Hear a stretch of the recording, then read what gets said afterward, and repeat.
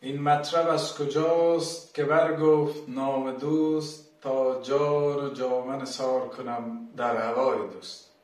سلام و عرض حرمت خدمت شما بینندگان نهایت عزیز و ارجمند. شاد باش و مبارک میگویم ایجاد یوتیوب چینل یعقوب رسولی را برای همه‌تان. و آرزو میکنم در هر گوشه این کره خاکی که هستید دلتان شاد و دستتان بلند همیشه.